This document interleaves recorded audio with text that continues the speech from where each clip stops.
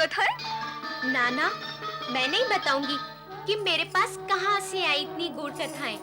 यदि मैं बता दूंगी तो तुम सब ले आओगी, फिर मैं क्या सुनाऊंगी? चलो जैसी भी कथा हो सुना दो। मैं भी यही सोच रही थी। अच्छा, सुनो। एक भयंकर राक्षस जंगल से जा रहा था। दूसरा भयंकर राक्षस जंगल में आ रहा था। अच्छा, फिर क्या हुआ? जब दोनों आमने सामने आ गए तो एक राक्षस ने दूसरे राक्षस से कहा, मैं तुझे खा जाऊंगा। तो दूसरे ने कहा, अरे मूर्ख, यदि राक्षस राक्षस को खा सकता तो मैं अब तक तुझे खा नहीं जाता। चल, उनको खाते हैं जो राक्षस नहीं है। बस उसी दिन से जो राक्षस नहीं थे, उनकी संख्या घटने लगी और राक्षसों की संख्या बढ़ने लगी। सावधान! सिंह कुलभूषण, वत्सलापुरी नरेश, महाराज संजय सेन पधार रहे हैं। प्रणाम गुरुदेव। कल्याण भव।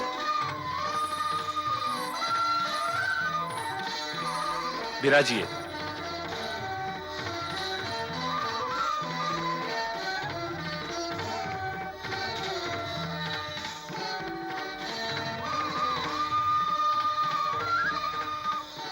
प्रणाम मुनिजन।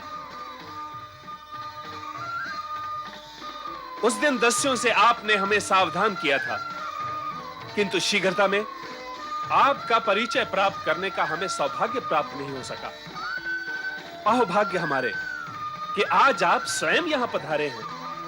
तो कृपया अब अपना परिचय हमें दें। नारायण नारायण। मैं नारायण भक्त नारद हूं और ये मेरे बाल सखा, सहपाठी, परम मित्र पर्वत मुनि हैं।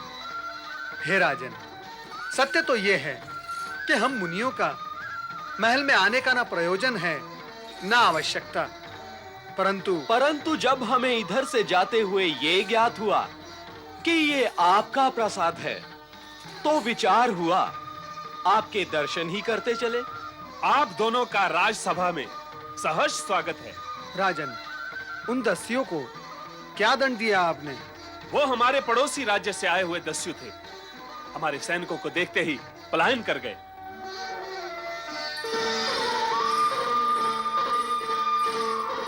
आओ पुत्री दमयंती, आओ।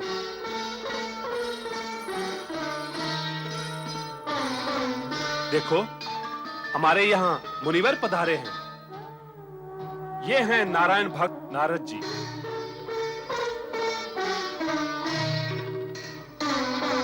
जिन्होंने उस दिन दस्युओं से हमारी रक्षा कर उचित परामर्श दिया था। और साथ में ये हैं इनके बाल सखा मुनि पर्वत। मुनि जन को दमयंती का प्रणाम। कल्याण हो। भविष्य उज्जवल भव। मुनिवर, मेरा अतीत भी उज्जवल था, मेरा वर्तमान भी उज्जवल है, तो मेरा भविष्य निश्चित ही उज्जवल होगा।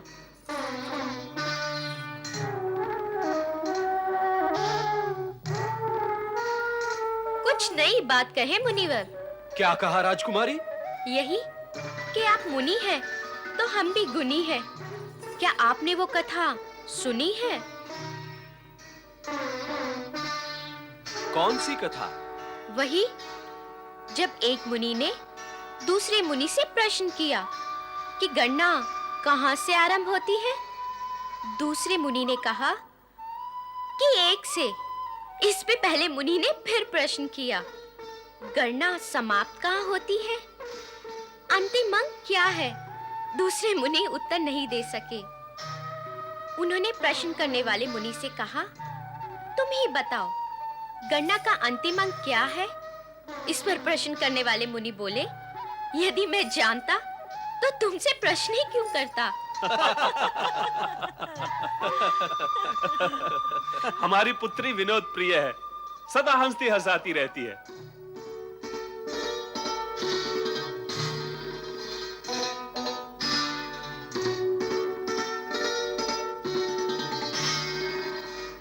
पिताजी, ये दोनों मुनि हमारे सम्माननीय अतिथि हैं। इनकी सुख सुविधा का हमें समुचित प्रबंध करना होगा। अवश्य, अवश्य। इनके आतिथ्य का दायित्व हम तुम्हें सौंपते हैं पुत्री दमयंती। पिताजी, आपके आशीर्वाद से मैं अपना दायित्व पूर्ण रूप से निभाऊंगी।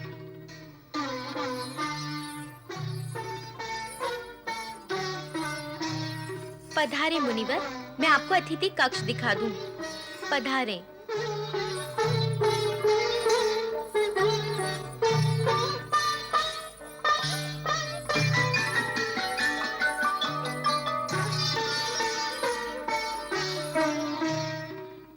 ये दोनों महापुरुष हमारे विशेष अतिथि हैं। इनकी सुख सुविधा का पूरा पूरा ध्यान रखना। यदि तनिक भी त्रुटि हुई तो महाराज कठोर दंड देंगे। आपकी आज्ञा का पूर्ण पालन होगा राजकुमारी जी। जाओ। आइए मुनिवर। मुनिवर नारद जी, यह आपका कक्ष है। आप यहाँ विश्राम करें और जिस वस्तु की भी आवश्यकता हो आप सेवक को आदेश करें। वो आपकी आज्ञा का तुरंत पालन करेगा। मुनिवर, हाँ। आपके विश्राम के लिए अन्य कक्ष की व्यवस्था है। आप आए मेरे साथ। राजकुमारी, राजकुमारी, आप व्यर्थ ही कष्ट एवं चेष्टा कर रही हैं। हम तो वैरागी हैं, नारायण भक्त हैं। हमारा एक ही स्थान पर रहना और वास करना कहाँ संभव होता है, और एक वैरागी के लिए यह अनुचित भी है। फिर राजभवन में रहना और सुख सुविधाओं का उपभोग करना एक वैरागी के लिए सर्वथा निषिद्ध भी है। राजकुमारी, कृपया आप हमें जाने दें, यही उचित होगा। मित्र नारद, क्या कष्ट है तुम्हें? मुनिवर नारद जी, आप एक वैरागी, गृहस्थ नहीं। आपके कुछ नियम, वर्जनाएं और रीति नीति हैं। ये सब राजभवन में प्रवेश करने से पूर्व आप सोच लेते अथवा कह देते तो मैं आपको सहर्ष जाने देती। किंतु अब तो आप हमारे अतिथि बन ही चुके हैं। अब आप यहाँ से जा नहीं सकेंगे मुनिवर। आपकी नारायण भक्ति और आपका वैराग्य कोई छीनेगा नहीं। आप अपने वैराग्य पे दृढ़ रहकर इस राजभवन में भी नारायण भक्ति कर सकते हैं मुनिवर। इस विपरीत और प्रतिकूल परिस्थितियों में क्या यह संभव होगा राजकुमारी? आप इस विराट सत्य को क्यों भूलते हैं मुनिवर? निष्ठावान भक्त की परीक्षा प्रतिकूल परिस्थितियों में ही होती है। फिर भी मैं तो यहाँ से चले जाने का ही विचार कर रहा हूँ। आप बार बार जाने का दुराग्रह करके आप मेरे हृदय पर आघात कर रहे हैं मुनिवर। कृपा कीजिए और फिर विश्राम कीजिए। नारायण नारायण।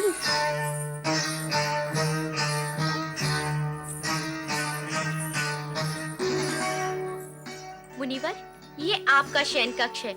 आप यहाँ विश्राम करें। मुनिवर, आज से पूर्व क्या आपने कभी कोई कन्या, स्त्री अथवा महिला नहीं देखी? नहीं नहीं, ऐसी तो कोई बात नहीं। मुझे तो ऐसा ही लगता है। मैं अभी 20-25 कन्याएं बुला देती हूँ। आप पूर्ण रात्रि उन्हें देखते रहे।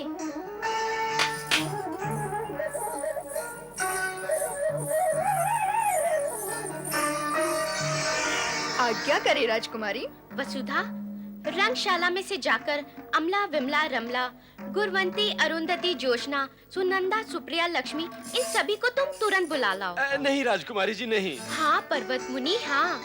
सुनंदा, भावना, अलका, राधा, उषा, लता, कामना, इन सभी को तुरंत ले आओ। राजकुमारी जी, आप क्या कर रही हैं? ऐसा ना करें।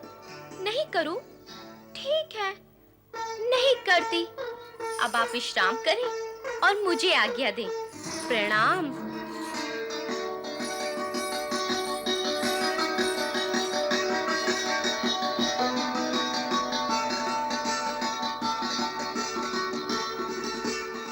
राजकुमारी दमयंती, हमने तो कभी सोचा भी नहीं था इस सुसज्जित और सुख सुविधापूर्ण कक्ष में विश्राम करने के विषय में, किंतु हमारा भाग्य ही हमें तुम्हारे पास तक खींच लाया है। अब देखना यह है कि ये भाग्य और इस भाग्य को लिखने वाले विधाता आगे क्या-क्या चमत्कार दिखाते हैं। ऐंकारी सृष्टि रूपायै ह्रींकारी प्रतिपालिके क्लींकारी काम रूपिण्यै बीज रूपे नमोस्तुते। हे महाशक्ति, हे परम शक्ति, हे अनंत शक्ति, हे आदि शक्ति, हे पराशक्ति, तुम्हारी जय हो, जय हो। तुम्हारी जय हो, जय हो। तुम्हारी जय हो, जय हो। हमें प्रसन्नता है कि आप हमारे शक्ति आराधना के आदेश का पालन निष्ठापूर्वक कर रहे हैं। आपके आदेश का पालन करना तो हमारा कर्तव्य है ऋषिवर। मैं वो आपसे एक विनम्र प्रार्थना करना चाहता था। कहें देवराज। ऋषिवर, जब आप हमारे निमंत्रण पर स्वर्ग आए हैं, तो हमारे ऊपर एक कृपा और करें। आप अनेक चमत्कारी सिद्धियों के स्वामी हैं। माता शक्ति आप पर प्रसन्न है। कृपा कर कुछ ऐसा करें कि हमारा ये स्वर्ग असुर शक्तियों से सदा सदा के लिए सुरक्षित हो जाए। देवराज इंद्र, सृष्टि की रचना के अनुसार सुरों और असुरों का बैर जन्मजात होता है। असुर स्वर्ग पर अधिकार करने का प्रयास सदा करते रहे हैं और करते रहेंगे। जगत की कोई भी शक्ति उन्हें ऐसा करने से नहीं रोक सकती। ऋषिवर, आपने जो कुछ भी कहा है, मैं उस सत्य को स्वीकार कर लेता हूं। इसके उपरांत भी आप अपनी चमत्कारी सिद्धियों की शक्ति से एक शक्तिशाली सुरक्षा कवच का निर्माण कर स्वर्ग की सुरक्षा तो कर ही सकते हैं। देवराज इंद्र, जो कुछ आप मुझसे कह रहे हैं, वो सब आपको मुझसे कहने के लिए देवगुरु बृहस्पति ने तो नहीं कहा है। लगता है ये उन्हीं का आयोजित कार्यक्रम है। नहीं ऋषिवर, ऐसा कुछ भी नहीं है। तो ठीक है, हम इस विषय पर देवगुरु बृहस्पति से चर्चा करके फिर आपसे चर्चा करेंगे।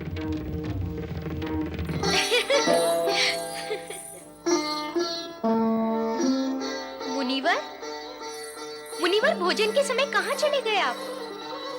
मुनिवर कहाँ हैं आप? मुनिवर, मैं आपके लिए भोजन लाई हूँ।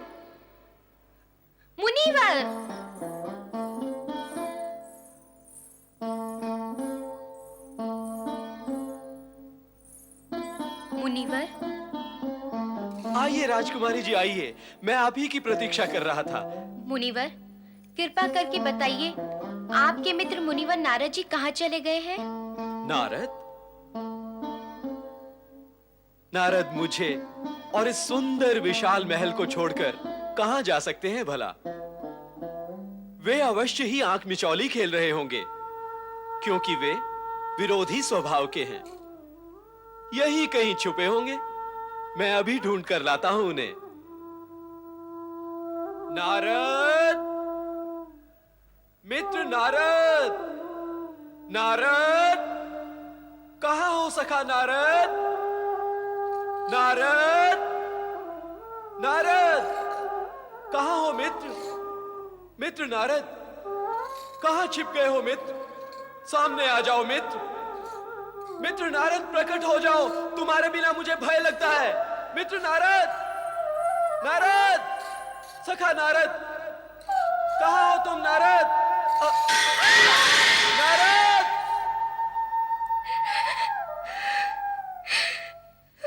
नारद ने मेरे साथ ही नहीं, आपके साथ भी वचन भंग किया है। वो अवश्य ही मुझे छोड़कर यहां से चला गया है।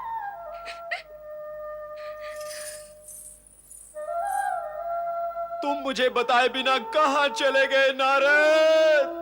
देवर्षि नारद को राजमहल की सुख सुविधाएं सम्मोहित नहीं कर सकी और वे अकस्मात अदृश्य हो गए। और यह सत्य भी है कि भौतिक सुख सुविधाएं वैरागी व योगियों के लिए सर्वथा निषिद्ध हैं। वे कठोर तप व सन्मार्ग पर चलकर भगवान भोलेनाथ की कृपा प्राप्त करना ही जीवन का लक्ष्य मानते हैं। यह भी सत्य है कि भक्ति मार्ग पर चलने वालों को शिव शंकर की कृपा अवश्य प्राप्त होती है।